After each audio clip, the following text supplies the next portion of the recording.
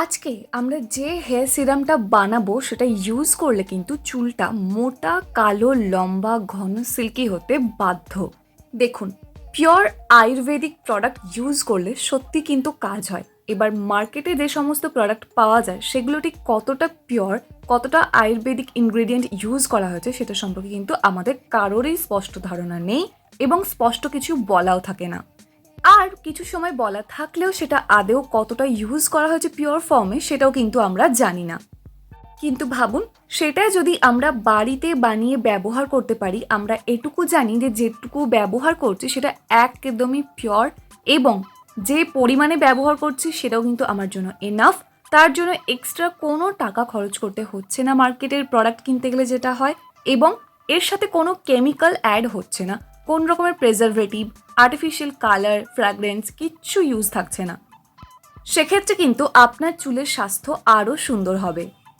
আসলে চুলের গোড়াটাকে যদি আমরা ফোকাস করতে পারি, তার যদি ভালো করে আমরা যত্ন নিতে পারি, তাহলে কিন্তু পুরো চুলটাই ভালো থাকে। উপরন্তু চুলে যখন আমরা এটা ইউজ করছি মানে স্ক্যাল্পে, তাহলে ভাবুন চুলের এন্ড পোর্শনটাও কিন্তু বেশ সুন্দর থাকছে, কারণ চুলটা পুষ্টিটা পাচ্ছেই তো গোড়াটা থেকে, তাই না? তাই চুলের গোড়াকে সুস্থ শক্ত রাখতে হলে, পুরো চুল সুন্দর রাখতে হলে চলুন দেখে নিই কী করতে হবে। এই জন্য প্রথমেই কিন্তু আমাদের লাগবে কিছুটা পরিমাণে ফ্রেশ অ্যালোভেরা জেল, এবং তার জন্য দেখুন বেশ কিছুটা পরিমাণে অ্যালোভেরা অলরেডি কেটে একটা জায়গার মধ্যে এইভাবে রেখে দেবো, যাতে এর মধ্যে থেকে ওই হলুদ কালারের পদার্থটা বেরিয়ে যেতে পারে। সেটা কিন্তু একদমই ভালো না আমাদের স্কিনের জন্য, আর স্ক্যাল্প তো একটা স্কিন। 1 ঘন্টা ওইভাবে রেখে দেওয়ার পর তারপর কিন্তু এই রেমেডিটা আমরা করতে পারবো, মানে অ্যালোভেরাটা তারপর ইউজ করতে পারবো। অ্যালোভেরা গাছ কিন্তু আমাদের প্রায় সবার বাড়িতেই থাকে, কিন্তু সেটাকে সঠিক উপায়ে আমরা ব্যবহার করি না। কিন্তু অ্যালোভেরা জেল ইউজ করলে স্ক্যাল্প এত পুষ্টি পায় আমি ঠিক বলে বোঝাতে পারবো না। আর এর মধ্যে আছে ভাইটামিন ই, যেটা স্ক্যাল্পটাকে নারিশমেন্ট প্রোভাইড করবে এবং চুলের গোড়াটাকে শক্ত রাখতে সাহায্য করবে। এছাড়াও অ্যালোভেরা কিন্তু চুলটাকে সিল্কি, স্মুথ, স্ট্রেট রাখতে ভীষণ ভীষণ ভীষণ ভালো উপকারী। এরপর চুলের যত্নে আমার সব থেকে প্রিয় জিনিস হলো কারি পাতা। একদম ফ্রেশ কারি পাতা আমি এখানে ব্যবহার করছি। আপনাদের কাছে না থাকলে ভিডিও ডেসক্রিপশন বক্সে লিঙ্ক দেওয়া আছে, সেখান থেকে শুকনো কারি পাতা বা যে কোনো কারি পাতার পাউডারও কিনে ইউজ করতে পারেন, কোনো সমস্যা নেই।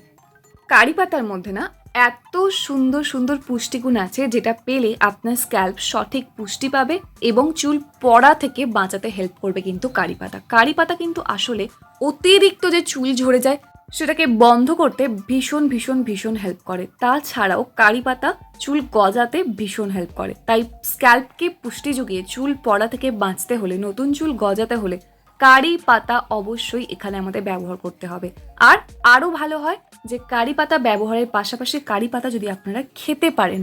দেখুন, কারি পাতা খেতেও কিন্তু বেশ ভালোই লাগে, তাই না? সাউথ ইন্ডিয়ানরা কিন্তু এই কারি পাতা আর নারকেল তেল এত পরিমাণে ব্যবহার করে খাওয়া দাওয়াতেও এবং চুলের যত্নে, আর ওদের চুল দেখবেন ঠিক কতটা লম্বা, মোটা, ঘন হয়, খেয়াল করে দেখবেন। এরপর আমাদের কিন্তু এর মধ্যে লাগবে কিছুটা পরিমাণে আদা। পেঁয়াজ ব্যবহার করলে অনেকেরই স্মেল বের হয়, যেহেতু ব্যাড স্মেল বের হয় সেই জন্য অনেকের মাথা যন্ত্রণা করে বা অনেক সময়ই অনেক সমস্যা হয়, বাইরে বেরোতে অসুবিধা হয়। তাই পেঁয়াজ চাইলে ব্যবহার করতে পারেন, আদারওয়াইজ কিন্তু আদা ব্যবহার করলেও হয়। আপনার স্ক্যাল্পে রক্ত সঞ্চালনটাকে বাড়িয়ে চুলের গোড়াটাকে সুস্থ রাখতে, ড্যান্ড্রফ মুক্ত রাখতে কিন্তু হেল্প করবে এই আদা। আদা ভীষণ ফাস্ট কাজ করে হেয়ার গ্রোথেও। অনেক সময় কিন্তু আমাদের স্ক্যাল্পে প্রচুর পরিমাণে ফাঙ্গাল ইনফেকশন হয়ে যায়, যেখান থেকে হয় ড্যান্ড্রফ এবং আরও নানান সমস্যা, ইচিং প্রবলেম আসে। সেই সব কিছু কিওর করতে কিন্তু হেল্প করবে এই আদা। আদা ব্যবহারের সময় শুধু একটাই জিনিস আমাদের খেয়াল রাখতে হবে, যে এটা কিন্তু বেশি পরিমাণে ব্যবহার করা চলবে না, এত ভালো ইনগ্রিডিয়েন্ট বলে কম পরিমাণে ইউজ করতে হবে। বেশি পরিমাণে ইউজ করলে না স্ক্যাল্পে একটুখানি জ্বালা জ্বালা করতে পারে। তাই বলছি অল্প পরিমাণে নিয়ে সুন্দর করে ইউজ করুন। এরপর আমরা এর মধ্যে অ্যাড করব কিছুটা পরিমাণে জবা ফুল। আপনারা অনেকেই আমাকে জিজ্ঞাসা করেন যে জবা ফুল কি কালারের ইউজ করলে বেশি ভালো রেজাল্ট পাওয়া যায়। দেখুন, জবা ফুলটা না সব জবা ফুলই প্রায় এক, শুধুমাত্র একটু ডার্ক মেরুন কালারের যেগুলো আছে বা ডার্ক লাল বলতে পারেন, সেগুলো আরও ভালো কাজ হয়। যে কোনো জবা ফুল একটু জাস্ট হালকা হাতে রাব করে দেখবেন সেটা থেকে কিন্তু ব্ল্যাক হয়ে যেতে শুরু করে জবা ফুলটা, মানে ব্ল্যাক ব্ল্যাক কিছু একটা বেরোয়। তো তাহলে ভাবুন, প্রত্যেকটা জবা ফুল, যেই জবা ফুলেই ব্ল্যাক ব্ল্যাক কালারটা চলে আসবে সেটাই কিন্তু এক্সেলেন্ট কাজ করবে। তাই যে কোনো রকমের, যে কোনো রঙের জবা ফুল আপনি ইউজ করতে পারেন। সাদা জবাতেও কিন্তু এটা হয়, আপনারা টেস্ট করে দেখুন। জবা ফুল কিন্তু চুলটাকে কালো করতে, ন্যাচারালি ব্ল্যাক এফেক্ট দিতে ভীষণ ভালো হেল্প করে। এছাড়াও চুলটাকে অসম্ভব রকমের সিল্কি করে দেয়, ভীষণ শাইনি করে দেয়, আর খুবই স্মুথ করে দেয়। এর পাশাপাশি চুল গজাতেও ভীষণ পরিমাণে হেল্প করে এই জবা ফুল। তো বেশ কিছুটা পরিমাণে জবা ফুল নিয়ে এগুলো ঠিক ভালো করে সুন্দর করে পরিষ্কার করে নিয়ে নিন। নিয়ে প্রত্যেকটা ইনগ্রিডিয়েন্ট সুন্দর করে পেস্ট বানিয়ে নিন। প্রয়োজনে অল্প একটুখানি জল অ্যাড করতে পারেন, যদিও অ্যালোভেরা জেল থাকায় জল অ্যাড করতে প্রয়োজন পড়বে না, বাট তাও একটু প্রয়োজন পড়লে নিতে পারেন, তবে বেশি নেবেন না কিন্তু জলটা। হ্যাঁ, তো তারপর পেস্ট হয়ে গেলে সুন্দর করে এইভাবে ছেঁকে নিন। তাহলে কিন্তু এই পার্টিকেলসগুলো স্ক্যাল্পের মধ্যে আটকে রয়ে যাবে, যেটা একটুখানি মানে ধোয়াটা ডিফিকাল্ট হয়ে দাঁড়ায়, বা ধোয়ার পরে অনেক সময় একটুখানি আটকে রয়ে যায়, সেটা একটু সমস্যাজনক হয়ে দাঁড়ায়। তাই না করে এরকমভাবে সুন্দর করে ছেঁকে নিলে কিন্তু একদম ইজিলি পিওর ফর্মে আপনি হেয়ার রিগ্রোথ সিরামটা পেয়ে গেলেন। এবার পুরো স্ক্যাল্পে ভালো করে এটা অ্যাপ্লাই করতে হবে। শুধু কারি পাতা, অ্যালোভেরা জেল আর আদা দিয়ে করলে কিন্তু জিনিসটা একটু গ্রিন কালারের হতো, লাইট গ্রিন কালারের। যেহেতু এর মধ্যে আমি জবা ফুলটা অ্যাড করেছি, তাই দেখুন এটা কতটা ব্ল্যাক ফিনিশ দিচ্ছে। আপনিও যদি চান আপনার চুলটাকে একটা এরকম ন্যাচারাল ব্ল্যাক ফিনিশ দিতে, তাহলে কিন্তু অবশ্যই জবা ফুলটা অ্যাড করবেন। প্রত্যেকটা উপাদান যে কটা এখানে ইউজ করা হয়েছে ভীষণই এক্সেলেন্ট। যাদের excessive hair fall problem, hair growth একদমই হচ্ছে না, তারা সপ্তাহে 3 দিন করে ইউজ করুন। আর এটা কিন্তু একদমই ফ্রেশ বানিয়ে ফ্রেশ ব্যবহার করতে হবে।